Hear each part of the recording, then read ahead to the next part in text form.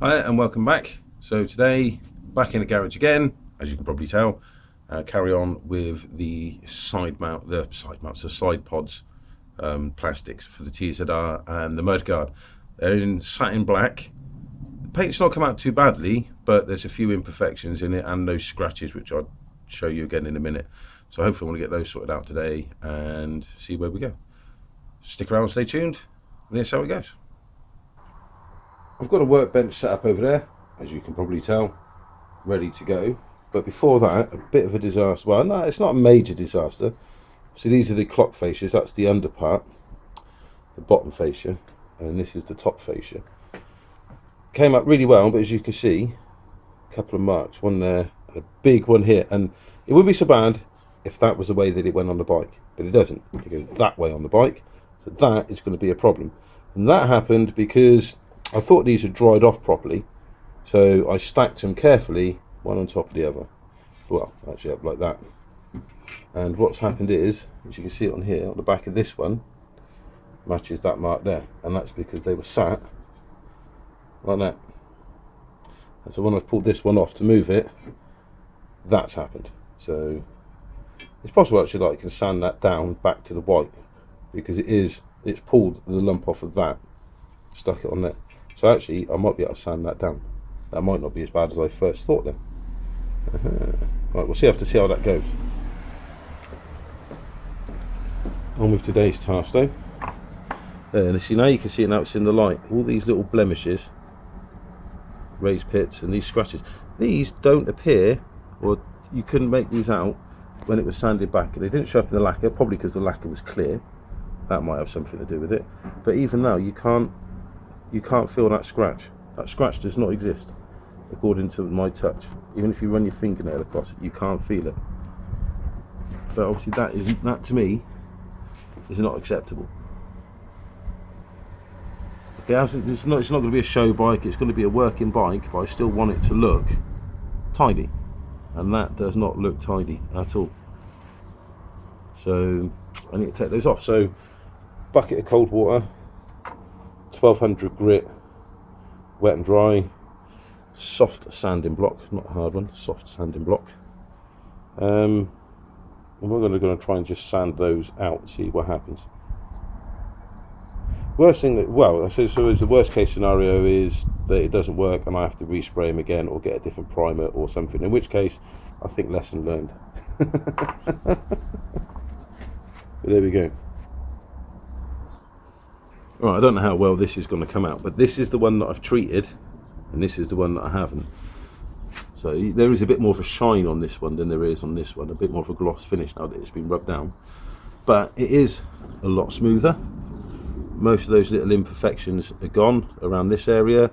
It has mottled though, and the scratches are still there. They still can't feel them. There's a whacking great big one here, there is, and you cannot feel that at all. That does not there you go, that's better, it's in focus. That doesn't show up at all. You can't feel that. So what I've done is I've sanded all of this, but this bit here I've just added a bit of sort of car polish to it. And it brings up as a nice shine, but still shows all of these these little imperfections, but you can see where they're being sanded out. So I think I'm going to carry on with that. I said this is mostly trial and error. I've not done something like this before, so this is just trial and error for me, really. It's a bit expensive in paint. Well, it's not expensive paint, but it can get a bit expensive in paint if I have to keep rubbing it back and painting it and rubbing it back and painting it. But I think I'm just going to carry on with this. I'm using 1200 grit sandpaper to do that, and it's still not getting down, so I'm going to get some 800 out, something a bit more aggressive. I have gone through the corner here, so they are going to need to be resprayed. Yeah, so they are going to need to be resprayed anyway. But there we go, I shall carry on with that. So it's a bit more, say elbow grease, but elbow grease is the name of the degreaser that I've got, but elbow grease, you know what I mean. And it's smoothed out quite nicely. A lot of the camera really does have trouble focusing on this. A lot of the imperfections have gone, it's smoothed out really nice. But I am finding that these here, this is now starting to become, I can now feel the imperfections here. There's quite rough, and also where's the other bit there. So I think we're getting there. Certainly the amount of scratches that show up in this are going down. Although I said the last time it showed up was because I put some car polish on it and then flattened out, so I might have to try that again. But the scratches are definitely going, and this is using an 800 grit. I don't really want to go any more than that, but there's some parts there that are starting to come through, so it's quite possible that I haven't put enough paint on this anyway. But I'm going to carry on sanding this back, get it nice and smooth. I've got some more tins of this satin black, so I can certainly lay up some more paint on these if I need to. So yeah, again, I think it's just one of those things that takes time. I mean, you can just put it on the bike, it's good, it does the job, but I do want it to look fairly nice. But yeah, I think it's just one of those jobs. I think the old saying is the devil's in the detail. So if you want it to look good, the more time you spend rubbing it back and layering it up and rubbing it back and and so on and so forth, I guess the better it's going to look. There we go. So I'll just carry on with this. Right, so all those layers of paint I put on, they'll come off again. Most of them smoothed out a lot nicer. A lot of the scratches, there's still a scratch here. I'm not sure if this camera will pick it up. I'm trying to get it in on the light, but you can't. No, I don't think the camera's going to pick it up. There's still a bit of a scratch running across there. These bits here, I'm now starting to be able to feel those imperfections in the paint. There you go, just across there. They're still noticeable. There's a few more up here. I'm not sure if the camera's going to bring them out, but I think, I don't know, possibly the wrong filler, the wrong primer.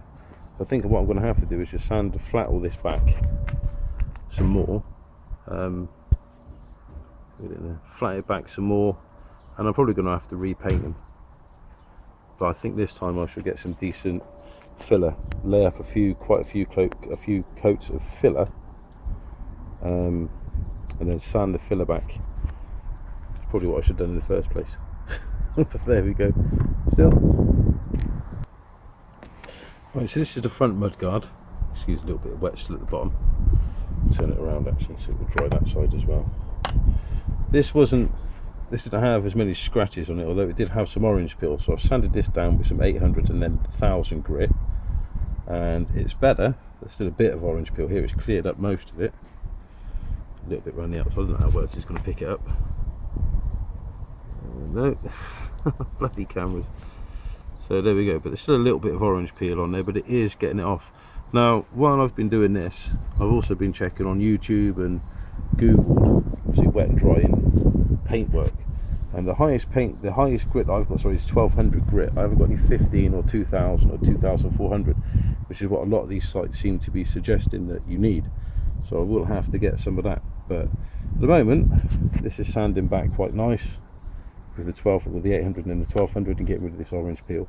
Although I am going through in some places along the side here, but we'll have to see how it goes. I've got the other pod.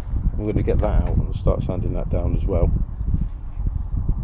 But what I may actually do with that one is just spray a bit of lacquer on it, see what the finish comes up like, because that's going to be sand it down, spray up the lacquer. Let's crack on then. Right, so I've pulled the TZR in at the garage and I've actually just filled it with water. The next stage for this bike, I think, is to get it started with the, because I've still not tested. All the electrics work on the wiring loom as far as everything lights up how it should, all the brake lights come on, indicators work and everything else. But I've not actually tested the engine electric bits and pieces and the rectifier regulator. Here, got it in the end. I've not actually tested those. I've not tested if the bike will run with the rewired loom that I've put in. So I think the next stage for this bike is to get it started. So when payday gets here, I need to get some oil. I need to connect up the hoses. I've got to figure out how to do that. I've got to figure out what all of these different connectors are on the carburetor. Connect them up again. So I know one of them is going to be the fuel feed from the tank. The other one is going to be the oil from the tank to mix, and then there's another cable, that cable there, I can't see if I can reach it, comes off here, that just goes loose at the moment. It's not connected to anything at all. It's that top one, there's two. And there's one that goes underneath, and that's the big fat one, and this thin one that comes out here, that one there, just goes to nothing at all. So I've got to figure out where that goes, and then put some petrol in it, put some oil in it, fill up the oil feed, and then get it running and make sure it actually runs and turns over. Then, well, obviously I've got the exhaust pipe up here to put back on. I have got the end pipe somewhere. I'm not sure I'm going to need it though. If I just put the pipe back on, so I'm going to need to order the exhaust gaskets to go on the inside of the engine. So there's quite a bit to come on this bike, so we're getting there. I'm quite looking forward to getting it started again. And then I think that's also going to be the goal for the FJ, is to get that started and running, because then I know where I am for the MOT. I think the fork seals at the front have gone. It does travel a lot of the way down, so I may have to change the fork seals on those. But yeah, right, as far as this goes, this is the side pod that I took down today, and I had to take it right the way back. Now when I was wet and drying with that, I was using just water. I've changed tactics and started to use some soapy water. This one, not so bad. There's no major scratches. Well, there's a few, well, actually I'll tell you, there's a few scratches in it, but nowhere near as bad. Now it's just this orange peel effect that I don't want on there. I want to get that out, and the only way to do that is sand, but I've only got this 1200 grit sandpaper, so I need to get some 15 and then some 2000, and then I'm probably going to have to go over this again, because I've gone thin in a couple of places, so I'm going to have to layer this up and then probably go through this whole process again. But this is a good test, so I'm learning something, which is a first. There we go. Yeah, so I'm just sanding this down with some 1200 grit, try and get rid of this orange peel, and then paint it. The mudguard, again, that wasn't too bad. That was just basically orange peel, so I'm just flat sanding that with the soapy water and the wet and dry, so this thing focuses. That's what it came out like, with this orange peel effect on it. I'm slowly sanding that out. There's a bit there that I need to get off, and I've got to touch up, so I might have to respray this. But at the moment the mudguard seems to be going alright, so I might use this as a test if I've got to lacquer it or whatever. Well, then I don't know what the lacquering process will do to satin paint, but we can find out. Here we are at the end of the day. Now this one, this was sanded down with soapy water, plenty of water on it as well, not just to wet it in sand and then wet it in sand, but I mean in the bucket, splashing water up at it, and that's come out all right. It's got rid of most of the orange peel. If I can focus in on it, to seem to have a hard job with this camera. So the orange peel's gone, and the scratches are gone. I mean, there's a little bit of orange peel here, but nothing major. On the actual part of the panel that you're going to see, the orange peel has pretty much gone. But it took a while. It took an age to get it out. Now, I've been doing, while I've been in between sanding, I've been looking on the net to try and find out what causes the orange peel, and it's not a good paint coverage apparently. So either spraying too fast or too slow, or too close or too far away. So a bit more to it than I first thought.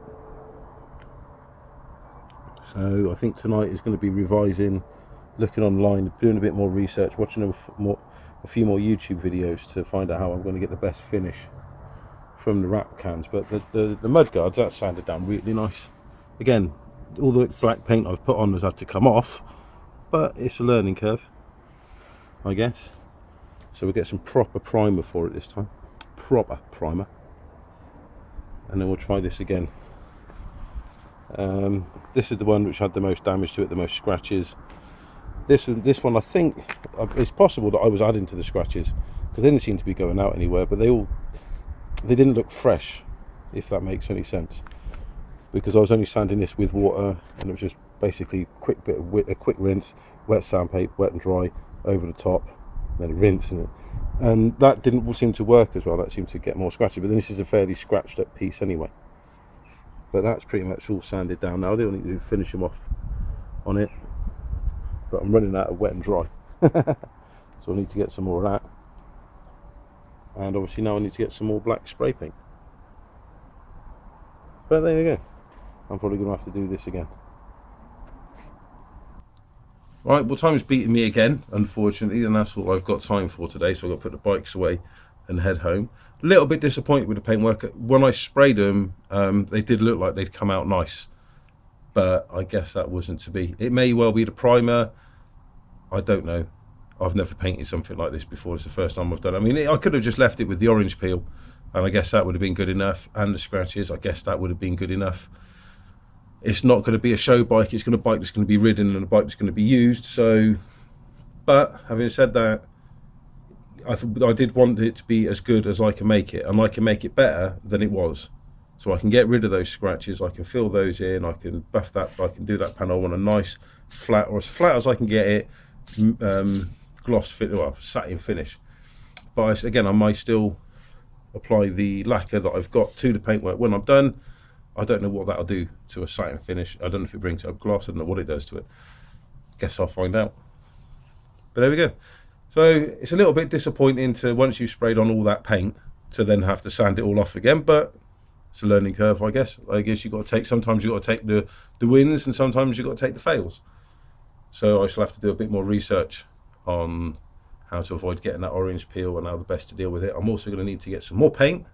I'm also going to need to get some more wet and dry sandpaper. So yeah, still ongoing. Right, well, I'm off to go and get some dinner. Thanks for watching, thanks for subscribing. See you on the next episode. Until then, ride safe.